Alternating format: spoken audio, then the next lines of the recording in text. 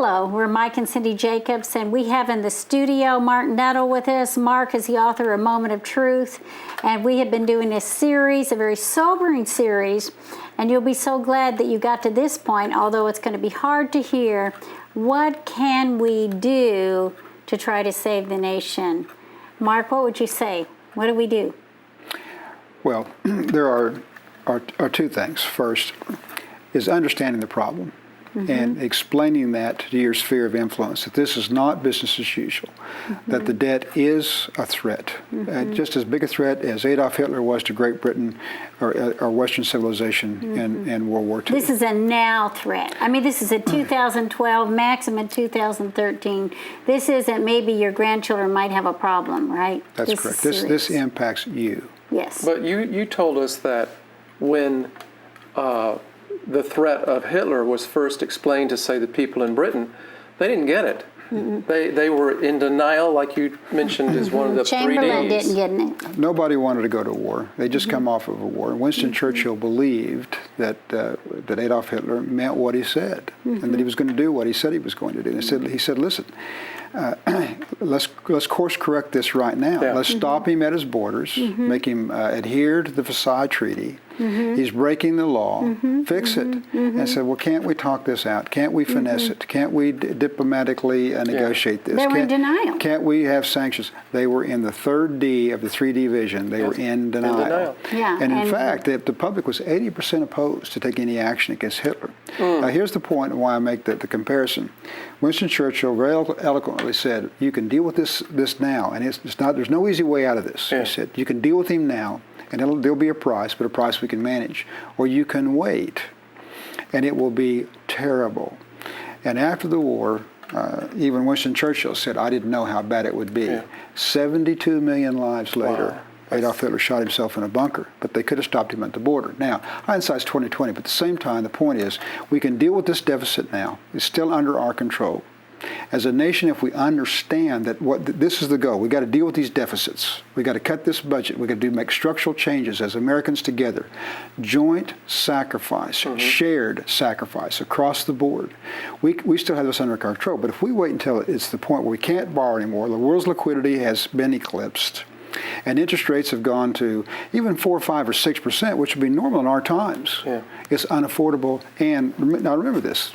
This is a very important point.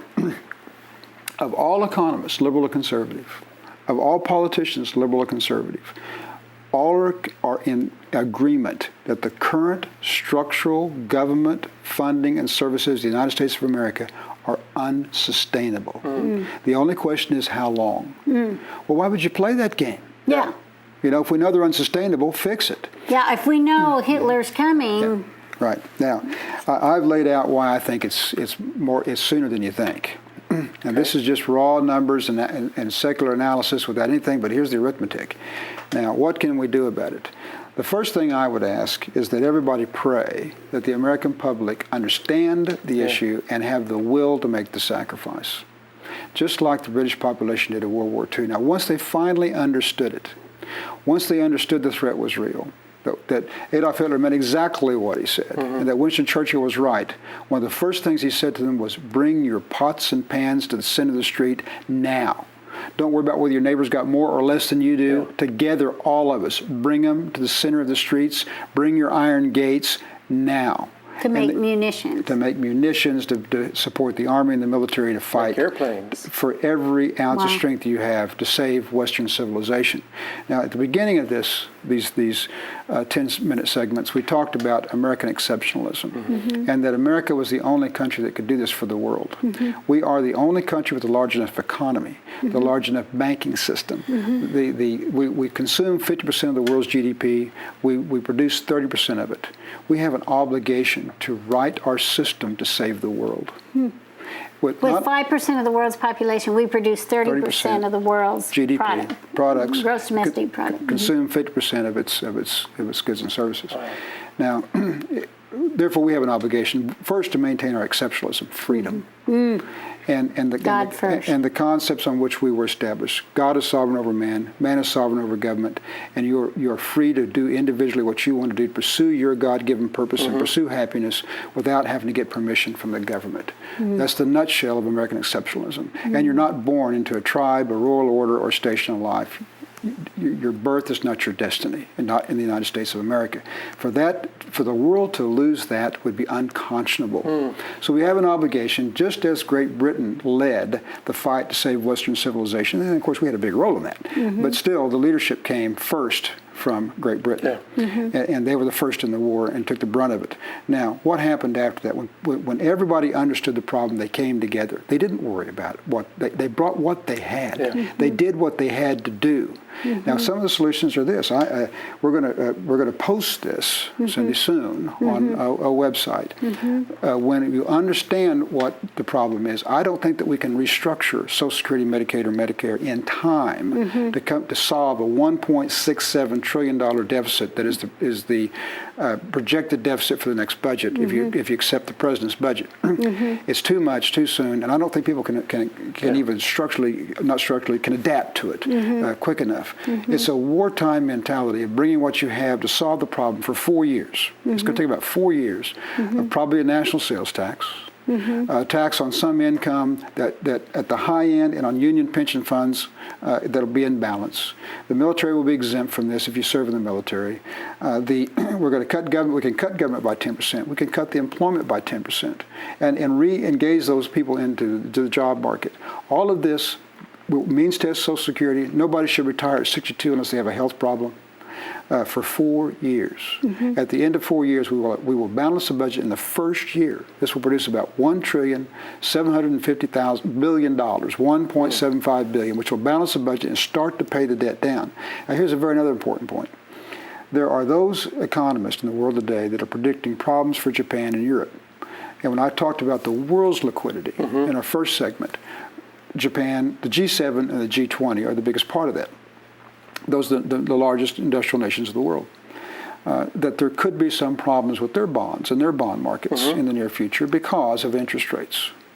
Now, if that becomes a problem, money will seek safety in the United States, not because our deficits are under control, but because we are deemed as the last country that will ever confiscate wealth, take your property without due process. That's because of the ethics base of this nation. And the concept that you're sovereign over government. Government doesn't have the right to do that.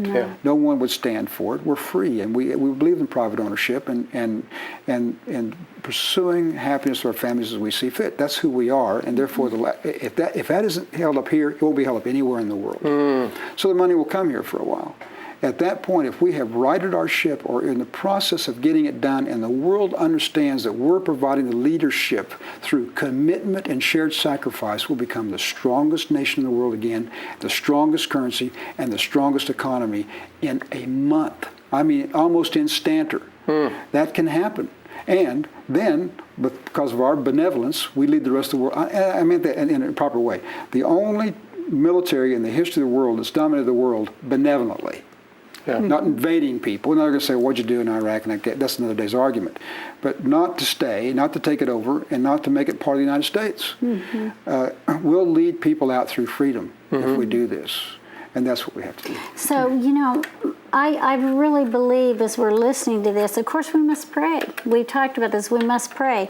But we have to understand, people aren't being mean to us if they're asking us to sacrifice. We are going to have shared sacrifice. What does that mean? Every one of us. And you know what I believe? I believe, and I feel really emotional, that America is a great nation. And I believe that within our hearts, the same spirit that was in the Revolutionary War that said we're going to fight for freedom, we'll stand up and say, we want our nation to survive. And that we'll do it. Whether, whoever we are. And I believe God is going to help us do this. And we have to stop thinking about what is in it for me, but what is in it for the nation. And, as we're doing these postings, Cindy, we don't know at what point people will be watching these. So there's follow-up material that will be available. Mark, you had mentioned development of several websites potentially. You want to tell them what those are so that at some point when they watch this, they can go to there? Well, the base website will be Nuttle, N-U-T-T-L-E.com, Nuttle.com. Okay, Nuttle.com. And there'll be a Nuttle report that's part of that, or NuttleReport.com. And we'll talk about these solutions. We're going to watch what's going to happen from July through October and the end of the year as we discuss these coming deficit crises. So stay tuned, in the future, and there will be more reporting done. We'll try to get Mark back in studio if we need to, and that would be really great. And, you can look at generals.org, and we will be signing up for the newsletters. From time to time, you will receive some updates and report on this. Thank you, Mark. Thanks for being in the studio with us. Thank God bless you. Thank you so much. Thank you.